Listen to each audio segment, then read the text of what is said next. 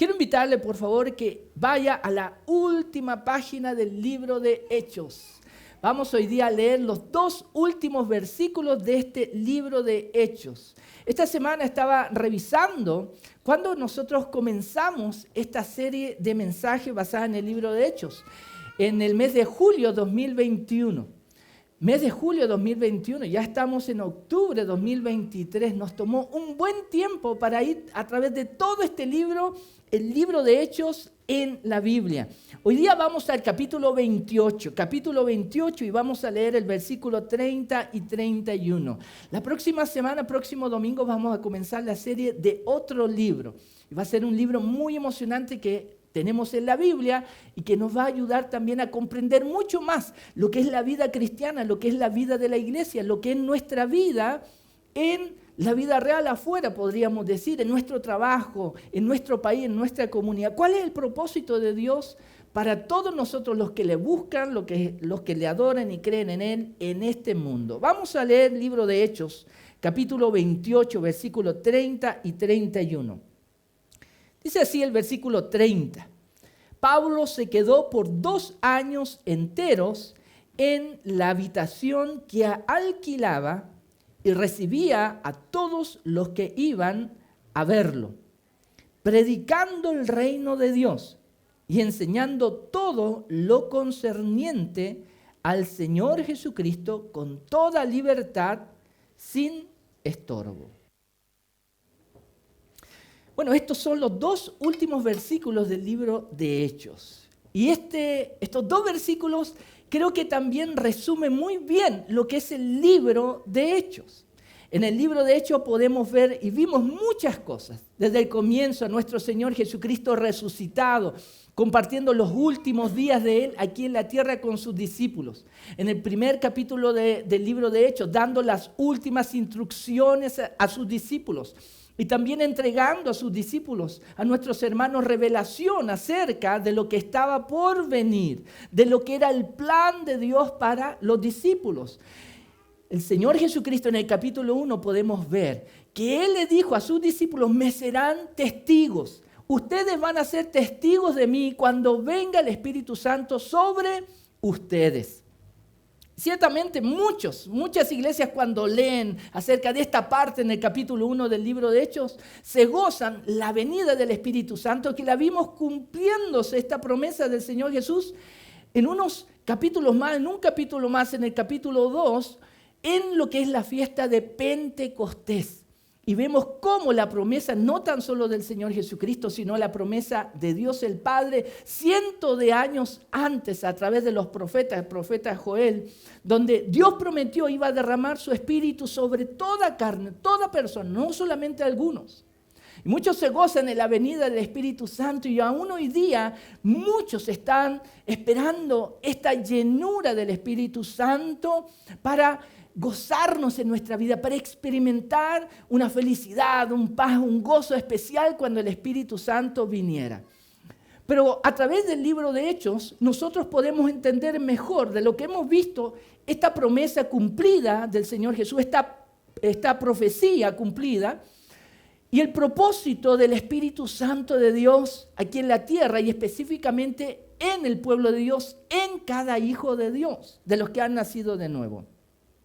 Hoy día, mientras yo venía para acá, como les comenté, puse la radio y primero estaba escuchando una radio cristiana donde el locutor, la persona que estaba a cargo del programa, estaba hablando acerca de este día de celebrar, este día de congregarnos, de reunirnos para adorar a Dios. Y él tomaba algunos versículos de la Biblia para hablar acerca del Espíritu Santo, la importancia de ser llenos, de no contristar al Espíritu Santo, ya que Él no mengua en nuestra vida.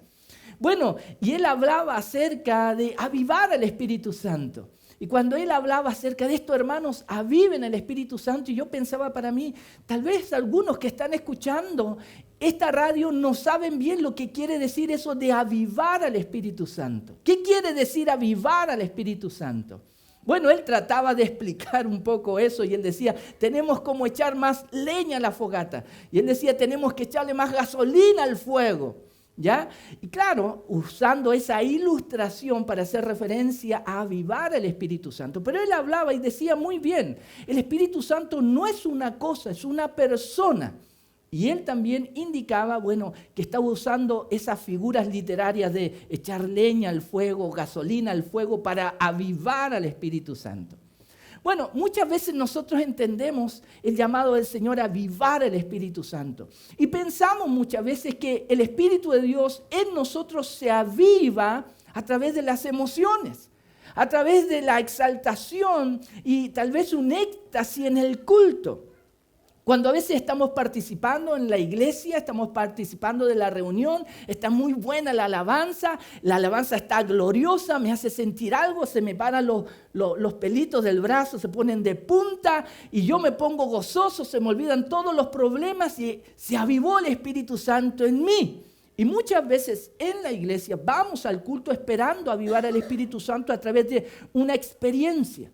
A través de una experiencia, muchas veces buscando una experiencia sobrenatural. Y si tenemos tal experiencia, muchas veces si sentimos una paz que no podemos describir, es que el Espíritu Santo fue avivado. Si tenemos un gozo, tal vez inexplicable, decimos, el Espíritu Santo fue avivado ya en mí.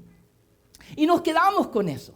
Y pensamos que solamente la venida del Espíritu Santo tiene que ver con hacernos sentir a nosotros de una manera especial adentro. Es decir, si yo en mi semana estoy sintiéndome lleno de gozo, de paz, estoy lleno del Espíritu Santo. Y ciertamente la Biblia habla del fruto del Espíritu: amor, gozo, paz, paciencia, benignidad y otras cosas más. Eso está presente. Pero queridos hermanos, el libro de Hechos, al comienzo, el Señor Jesucristo, cuando habló de esta profecía y de este plan de Dios que el Espíritu Santo iba a venir, era no con el propósito de hacerle sentir a usted o a mí con un gozo y una paz dentro como finalidad última. El Señor Jesucristo dijo: cuando venga el Espíritu Santo sobre ustedes, ustedes me serán testigos. Es decir, el propósito también de Dios con el Espíritu de Dios en nosotros, en los hijos de Dios, en cada uno de los que ha entregado su vida a Jesucristo, que ha nacido de nuevo, el propósito del Espíritu de Dios es llevarnos a dar testimonio de Jesús. Si usted quiere saber quién está lleno del Espíritu de Dios, fíjese si esa persona, ese hombre o mujer, está hablando de Jesús a otra persona. Fíjese. Nosotros hoy día hemos igualado al estar lleno del Espíritu Santo a sentir gozo, paz y alegría. Estoy lleno del Espíritu Santo. Pero el Señor Jesucristo dijo: me serán testigos cuando venga el Espíritu Santo sobre ustedes. Pues bien, el libro de Hechos nos muestra claramente que la palabra, la profecía y el propósito de Dios se cumplió cuando vino el Espíritu Santo. En el día de Pentecostés indica que cuando vino el Espíritu Santo estaban reunidos los discípulos orando, estaban unánimes, con una intención de unidad. Y mientras oraban al Señor fueron llenos del Espíritu Santo, el Espíritu Santo vino y nosotros vemos que la Biblia muestra gráficamente que hubieron como llamas de fuego, lenguas de fuego sobre ellos y comenzaron a hablar en otras lenguas, idiomas, pero no tan solo eso. La historia bíblica no termina ahí. Dice que cuando vino el Espíritu Santo, hubo un viento recio también. Y dice que ellos comenzaron a hablar de Jesús a la multitud, a mucha gente. Comenzaron a testificar en diferentes idiomas. Las personas que estaban en Jerusalén adorando a Dios en una fiesta especial, Pentecostés, escucharon a los discípulos del Señor Jesús hablando en el propio idioma de cada judío que vino de distintas partes del mundo a Jerusalén. ¿Por qué lo estamos escuchando en nuestro propio idioma? Nosotros a veces nos quedamos con que el Espíritu Santo solamente está para darnos esa capacidad de hablar en otros idiomas, en lenguas. Pero el libro de Hechos nos muestra y nos ha mostrado que el propósito del Espíritu de Dios de venir es para ayudar a otras personas. ¿Ayudar a qué? A que ellos conozcan de Jesús, el Hijo de Dios. Para que el Espíritu Santo lleve, motive, impulse, empuje a la iglesia, a todos los que somos la iglesia, ¿a qué? A hablar de Jesús a otra persona, a invitar a otras personas a conocer a Jesús, a acercarse a Dios. El libro de Hechos nos muestra claramente que el plan de Dios es un plan redentor. Hay muchas iglesias hoy día que están predicando un evangelio diferente, un evangelio de que venga Dios y Dios le va a solucionar todos sus problemas. Venga Dios para ser feliz. Venga Dios a recibir su milagro. ¿Quién no va a querer recibir un milagro de Dios? ¿Cierto? Hay iglesias, hay predicadores, que es el mensaje, venga y Dios le va a dar, porque lo más importante es que usted reciba. Pero el libro de Hechos, ¿qué nos ha mostrado? Que la iglesia nació para dar, que la iglesia en el plan de Dios, como creación de Dios, la iglesia tiene un propósito de dar, más que buscar recibir. Dice la Biblia que después de Pentecostés todos aquellos que creyeron y fueron bautizados fueron añadidos. Estaban juntos, oraban, compartían la cena juntos, tenían comunión, pero dice también que compartían todo lo que tenían ellos. Y dice que hasta algunos de los que se habían convertido en esa iglesia en sus comienzos vendían sus propiedades y el dinero de esa venta lo entregaban a la iglesia. ¿Cuánto decimos amén? Uno dice, si yo como pastor le digo, hermano, ellos vendían sus propiedades, usted tiene que vender esa propiedad. Uno inmediatamente se pone a pensar, ¿dónde me metí? Y uno comienza a mirar dónde está la puerta, para salir de ahí lo más sigilosamente posible. Solamente, hermano, yo quiero hacer la aclaración, aquí nunca le vamos a pedir que usted venda sus propiedades, ¿ya? Y traiga el dinero y cosas aquí, ¿ya? Así que, por favor, quédese tranquilo en su asiento. Pero sí la Biblia nos muestra que la generosidad de ellos era radical. Era radical. Y ese testimonio está ahí también para compararnos hoy día. ¿Cómo es nuestra generosidad hoy? 2023, ¿cómo es la generosidad de nosotros como cristianos? Y no quiero hablar de la generosidad de dar dinero, de vender propiedades, no quiero enfocarme en eso. La generosidad con las buenas noticias de Jesús. ¿Cuán generosos estamos siendo? Usted está hablando de Jesucristo a otras personas. El libro de Hechos comienza así, me serán testigos. Y el libro de Hechos termina ¿de qué manera?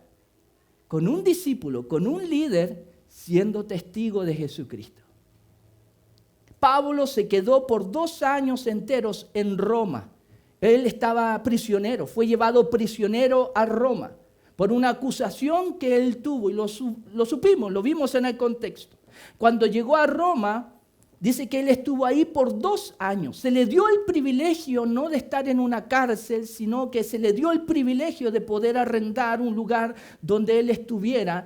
Pero eso no quiere decir en el versículo 30 que Pablo estaba libre. Él seguía siendo un prisionero. Pero se le dio un privilegio. Lo más probable tal vez por su testimonio, por cómo ayudó a la tripulación, por cómo les animó. ¿Se acuerdan lo que vimos la semana pasada cuando estaban a punto de naufragar y morir en el mar Mediterráneo? Tal vez por su buen testimonio. Se le dio ese privilegio de arresto domiciliario. Y dice que Pablo por 2 años enteros en la habitación que alquilaba, dice, recibía a todos los que iban a verlo. El apóstol Pablo, estamos hablando del apóstol Pablo, de este misionero por excelencia. Estamos terminando el libro de Hechos y algunos dicen, bueno, el libro de Hechos tiene que ver con la vida de Pablo, mucho más que eso. No es el libro sobre Pablo, es sobre lo que Pablo quiso hacer por Jesús, por aquel que se le apareció cuando él, Saulo de Tarso, iba a perseguir a los cristianos. Respirando ira, enojo, rabia en contra de lo que nosotros decimos hoy día, los canutos, los aleluya. Este Saulo de Tarso iba a Damasco para encontrar cristianos y obligarlos a blasfemar, a renunciar a su fe, a meterlos en la cárcel si es necesario y torturarlos. Pero, ¿qué dice la Escritura? El Señor Jesús se le apareció en este trayecto. Saulo de Tarso, con esta visión de Jesús resucitado, le preguntó, ¿quién eres, Señor? Yo soy Jesús a quien tú persigues. Y Pablo tuvo un encuentro con Jesús y este encuentro con Jesús cambió toda su vida. De perseguidor, él llegó a ser uno de los más importantes misioneros, líderes cristianos, discípulos del Señor. La Biblia nos muestra que Pablo tuvo muchas debilidades también como un ser humano, que él tuvo dificultades. Pero aún así, él entregó el resto de su vida, ¿para qué? Para ser testigo de Jesús, para dar testimonio de Jesús. Esta semana, no sé si ustedes han podido ver en las redes sociales, o seguir lo que está ocurriendo con Israel y Gaza, con esta guerra que está habiendo. Y no sé si ustedes han podido ver tal vez algunos videos cortos que hay en YouTube o en algunas redes sociales sobre los soldados judíos, sobre cómo están los soldados judíos. No sé si alguno ha podido ver, a mí me ha tocado ver algunos videos de ellos. Y es interesante ver que en muchos de esos videos los soldados judíos no están llorando, no están amargados, no están temerosos de lo que viene. Muchos de esos videos muestran a soldados judíos de Israel, a soldados judíos, los muestran celebrando, los muestran cantando, los muestran saltando, alabando a Dios, teniendo la Torá, que es el Antiguo Testamento, y muchos de ellos celebrando, y uno dice, ¿están en guerra o no? Y yo veo ese video y digo, pero este es un video antiguo, ¿es de ahora? No, es de ahora. ¿Y por qué están celebrando así? Bueno, vi un video también de un pastor que está sirviendo como misionero en Israel. Él está pastoreando allá. Y él en uno de sus videos, él contaba y decía que una de las cosas que más le ha impactado de su tiempo en Israel ha sido el celo, el compromiso y la seriedad con que los judíos adoran a Dios. Y eso lo podemos ver en el Antiguo Testamento. Y dice que una de las cosas que más le ha impactado a él de estar predicando el Evangelio ahí en Israel, una de las cosas que más le ha impactado es ver cómo ellos adoran a Dios, cómo sirven, cómo son celosos, temerosos y toman todas las cosas del Señor con seriedad solemne.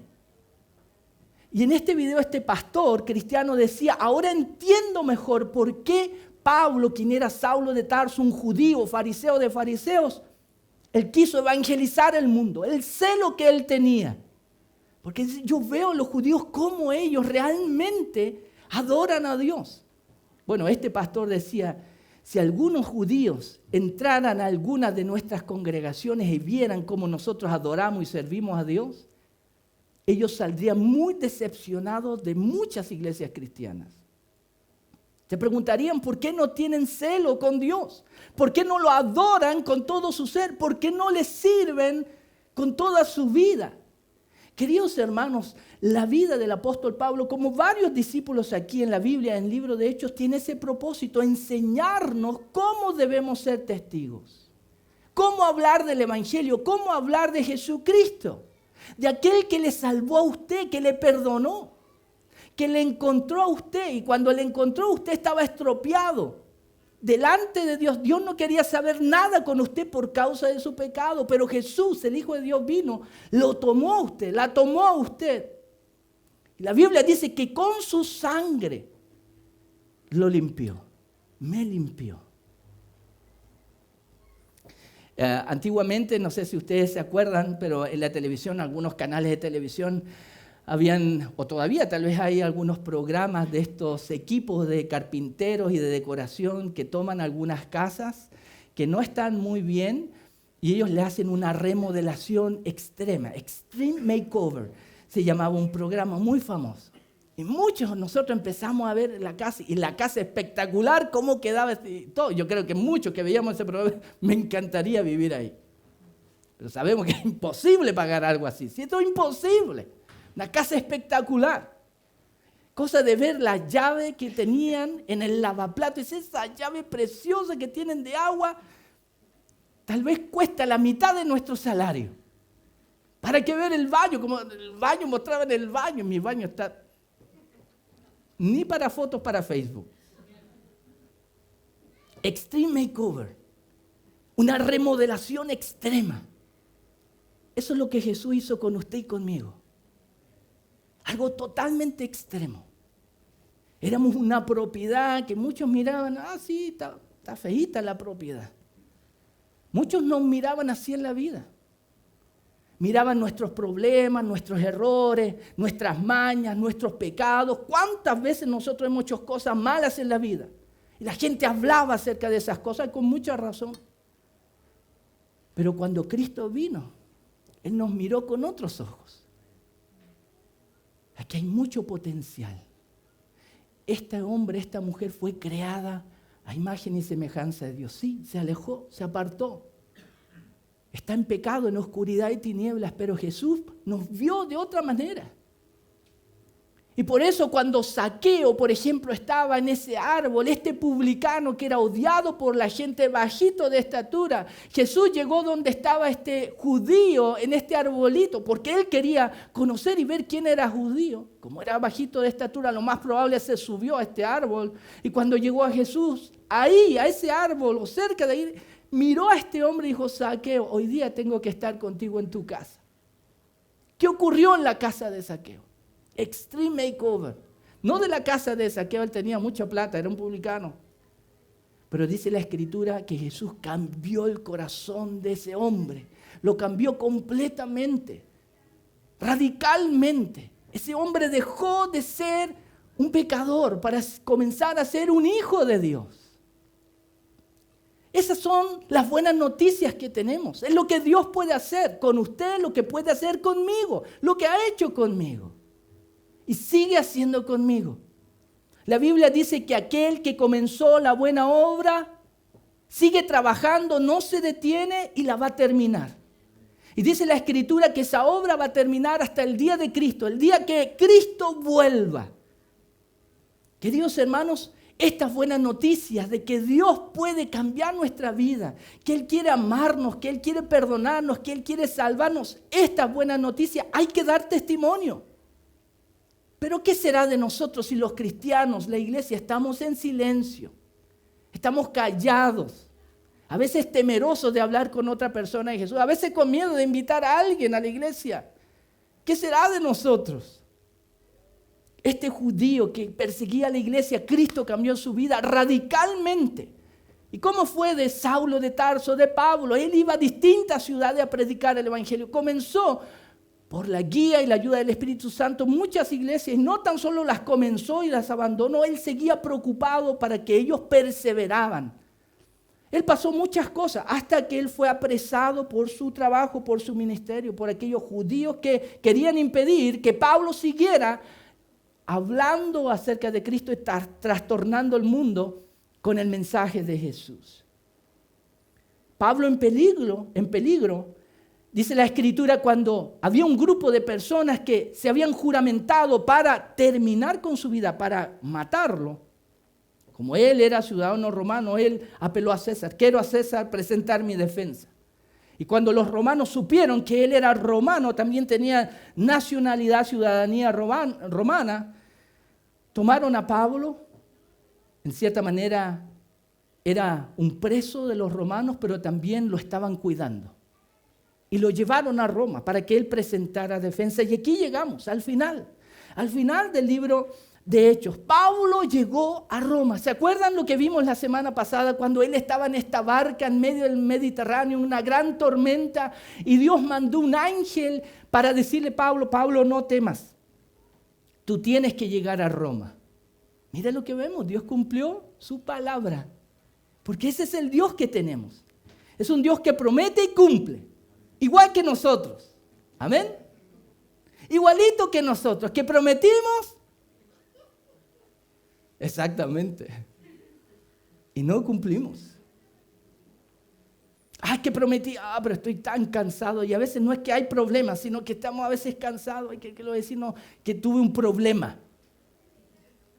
Inventamos la chiva, la excusa para no cumplir nuestra palabra. Pero Dios siempre cumple su palabra. Por eso la Biblia dice que sus testimonios son verdaderos. Y si nosotros somos su pueblo, ¿qué tenemos que hacer con los testimonios de Dios? ¿Guardarlo para nosotros? ¿Gozarnos aquí, celebrar que Dios nos ama? O debemos ir al mundo, debemos ir a la gente y hablarle acerca de Jesús. Eso es una señal de una iglesia verdadera. Una iglesia que está compuesta por personas. No es que es un lugar físico, una reunión. Son personas, son la iglesia. ¿Y qué están haciendo? Es que nos gozamos en el Señor.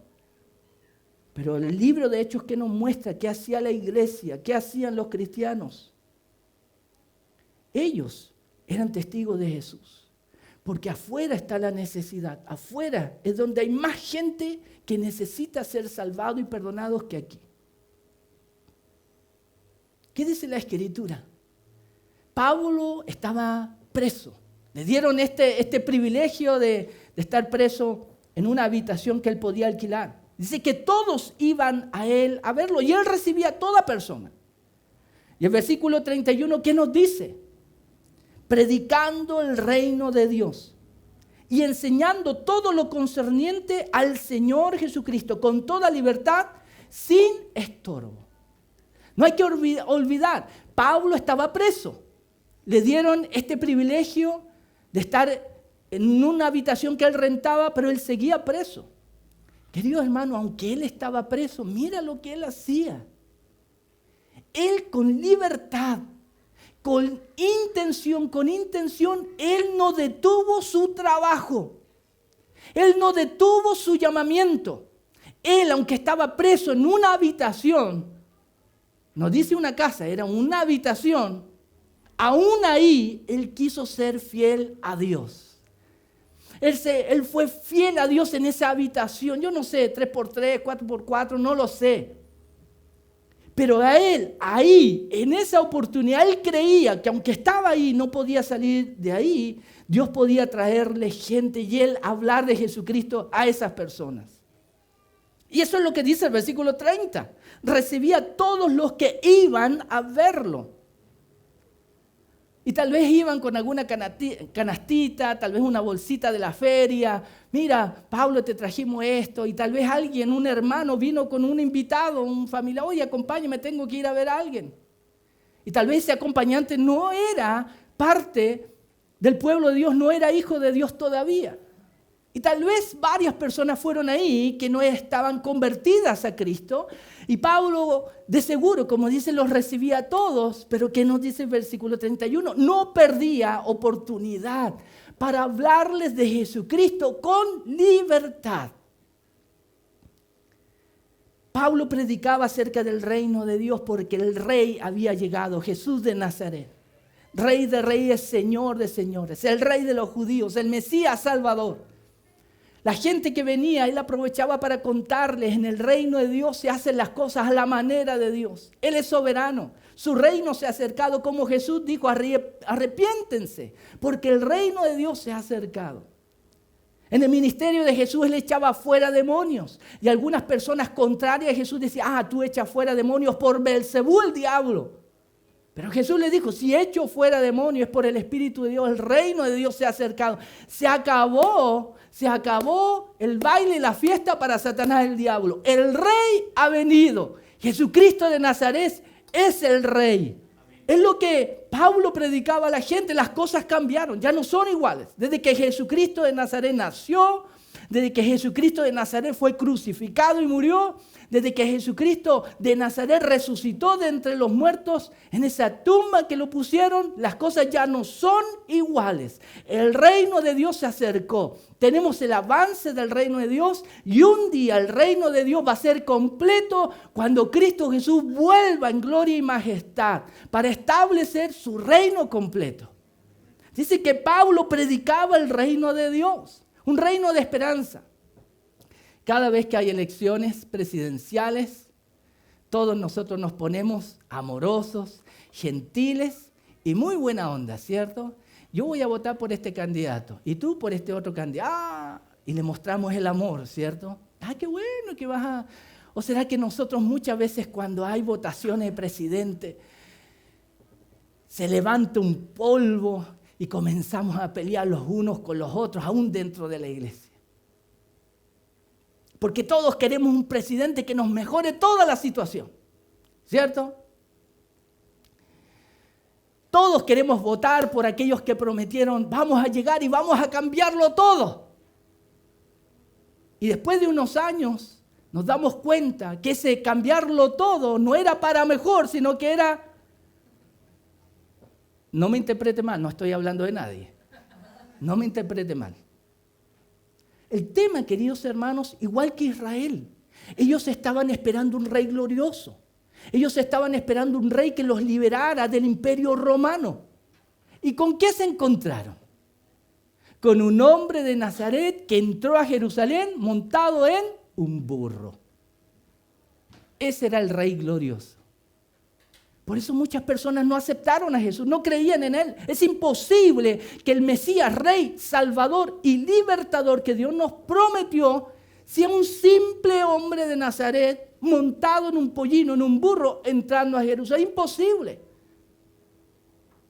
Hoy día, Israel, muchos judíos todavía están esperando al Mesías Salvador, alguien glorioso, que va a traer la paz mundial. Ese es el verdadero.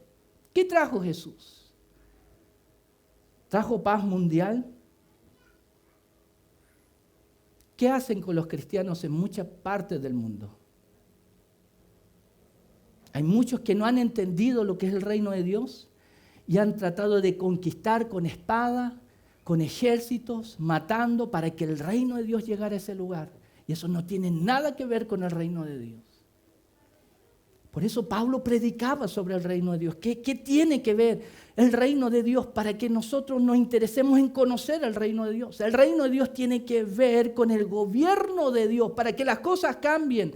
¿Dónde Dios tiene que comenzar a gobernar en este mundo? En su corazón y en mi corazón. Porque la Biblia dice y da testimonio que del corazón del hombre salen todos los pleitos, contiendas, divisiones y toda cosa mala. Lo primero que tiene que arreglar Dios, Cristo, cuando vino, no fue en los gobiernos, el corazón nuestro. Eso fue la profecía del Señor en el Antiguo Testamento que se cumplió. Yo pondré mi ley en sus corazones y pondré un espíritu nuevo. Cambiaré su corazón de un corazón de piedra a un corazón que lo adore a Él. El reino de Dios, queridos hermanos, no tiene que ver con un lugar físico. Algunos decían, ¿dónde está el reino de Dios? ¿Cuándo vas a establecer tu reino? Le decían los discípulos en el libro de Hechos. El reino de Dios tiene que ver con el gobierno de Dios.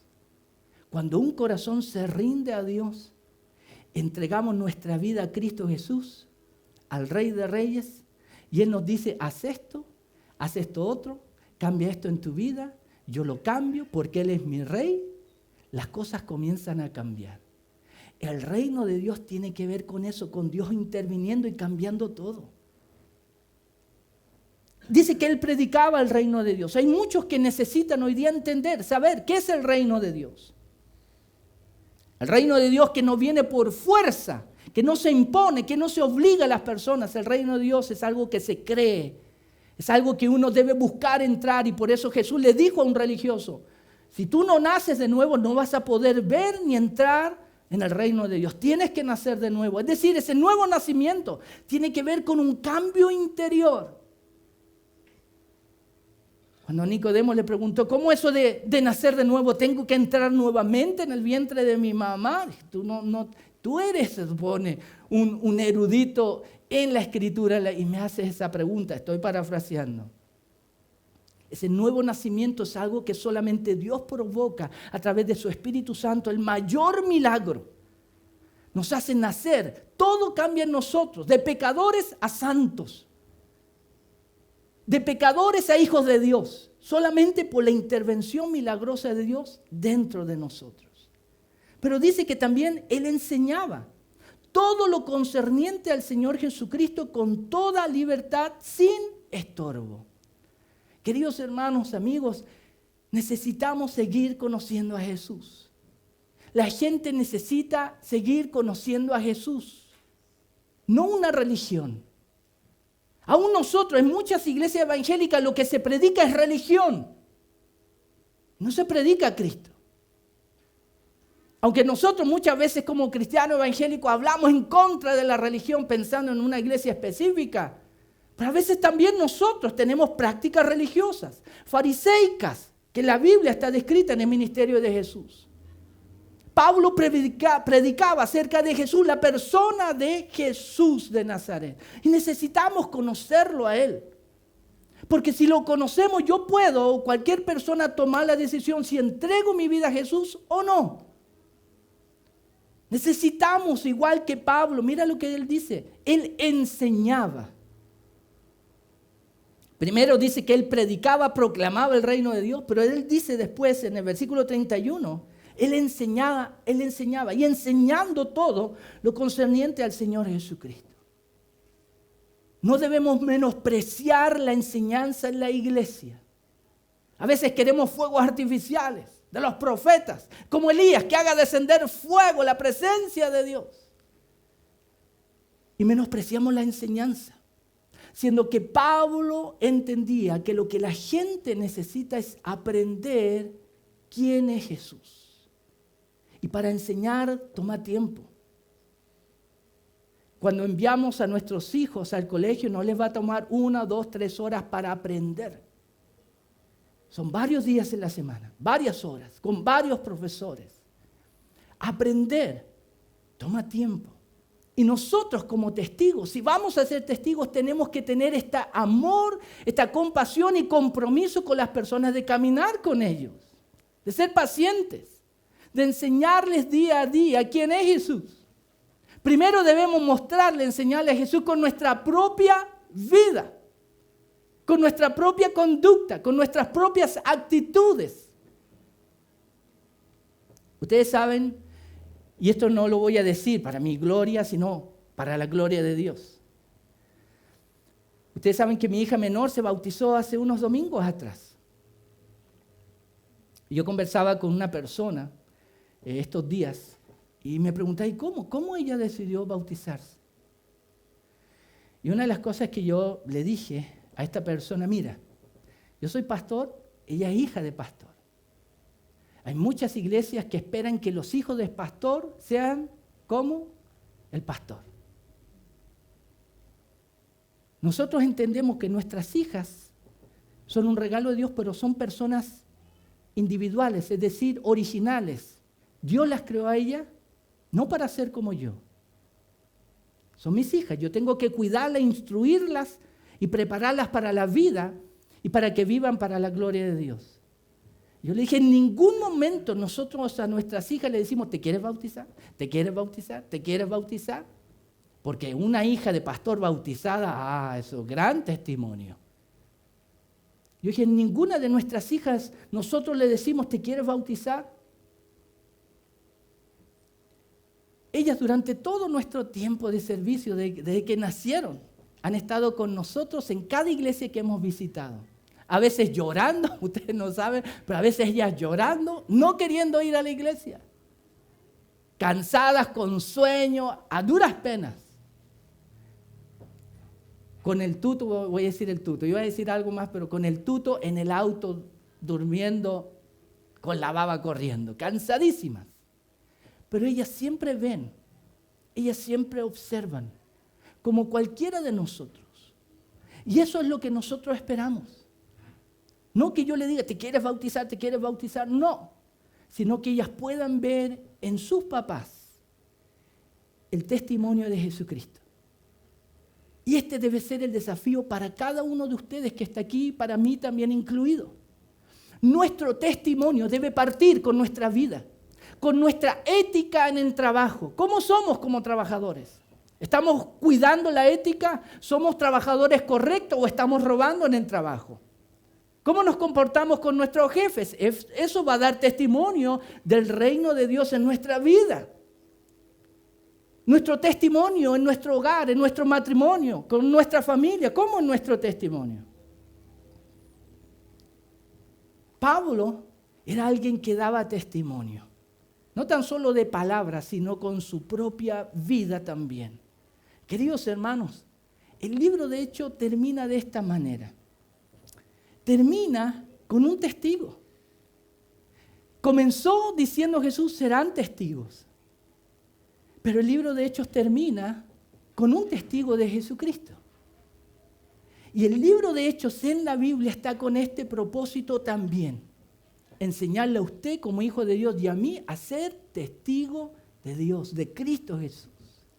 Dice que Él enseñaba con toda libertad, sin estorbo. Nosotros muchas veces vamos a tener estorbo, no nos van a querer. A veces vamos a invitar a alguien y Jesús, ya empezó el canuto. Nos van a decir muchas cosas. Pero debemos recordar esto y nunca olvidar.